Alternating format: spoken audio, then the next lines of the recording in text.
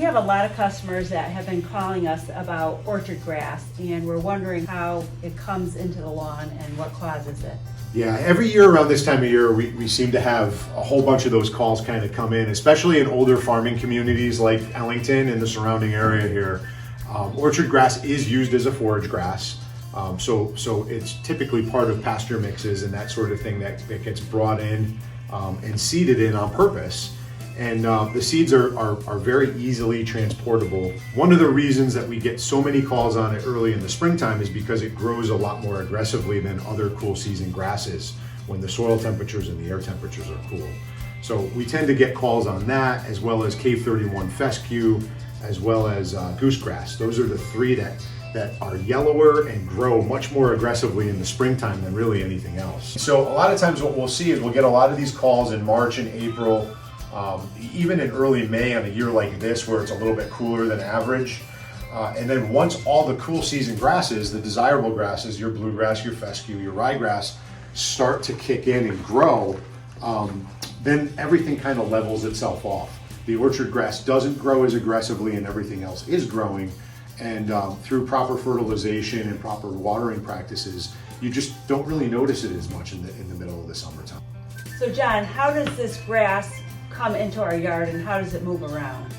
So that's a really good question. There's a lot of different ways that it does move around. The two most prevalent ways that we typically see happening in terms of physically moving in are when somebody brings topsoil in from another site, or when they bring hay or straw in to do a seeding job. A lot of times it's a constituent of that hay that's been harvested and dried out and used as a straw to kind of mulch the lawn area out. A lot of times if the seeds on it are very, very sticky, so if a mower is mowing over when it's wet and sucks those seeds up underneath the deck, they'll actually stay there and then be deposited on other lawns as they go around. So landscapers and mowing services, if they're not cleaning their equipment in between jobs, which they're not, right, are definitely helping to facilitate the spread of that grass throughout the region. So John, if I treat my lawn this year and try to get rid of the orchard grass, will I see it again next year? Yeah, unfortunately, one of the very difficult things from a control standpoint with orchard grass is once it's introduced to a property, the seeds that don't grow in that very first year, if you don't have the right environmental conditions for it to grow that first year, are actually viable in the soil for up to 7 to 10 years really. And if it's allowed to go to seed, so if it starts to grow and then it produces its own seed stalk, now you're reproducing and putting more of those seeds down into the soil as well, which are viable for 7 to 10 years. There are no control methods or chemicals or products or anything that can neutralize the seed in the soil. So a lot of times what we'll see happen is if properties are aerated, which is a great thing to do. I mean, we need to aerify to remove thatch and to open spaces for desirable grass species and seeds to be brought in. But unfortunately, when you aerate or verticut or power rake, you're also pulling up those seeds from down below that are viable for 7 to 10 years, and you're making them able to grow again. So John, how do we treat it and try to get it out of our lawn? Yeah, that's the hardest part, and unfortunately, there's not a lot of really good answers to that. Most of the chemical control methods, the herbicides on the market that take out orchard grass, are also going to be very, very damaging to the desirable grasses that we're trying to grow, like bluegrass and fescue and ryegrass. So it's a very specialized class of chemistry that can actually take orchard grass out of a mature stand of lawn.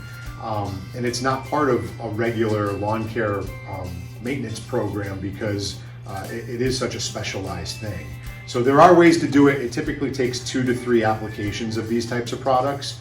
What I usually try to tell people is try to do everything in your power to avoid bringing orchard grass in to begin with. That would mean, know where you're getting your topsoil from, know that it's a good, clean source from somebody that you trust. Don't just buy the cheapest topsoil that you could get.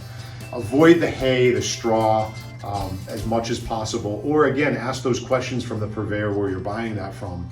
Where did this come from? Is it clean? Can I be assured that there's no noxious weeds in this straw? And then, very importantly, use high quality grass seed, and which Green Meadow always has. But you can, from contractor mixes and some of the cheap grass seed that you can buy in some of the big box stores, it has to say by law right on the label noxious weed seed and what percentage that is. And you really want that to be 0 if you can help it, because you really don't know what you're bringing in if there's noxious weed seed in that grass seed that you're bringing in. So the most important thing is try to keep it out to begin with, because once you get an infestation, it's very difficult to deal with. And then if you really do feel like you're in a spot where you need to treat for it, it's going to be an add-on service from a lawn care company, because it's going to be a 2 to 3 application scenario with a very expensive product.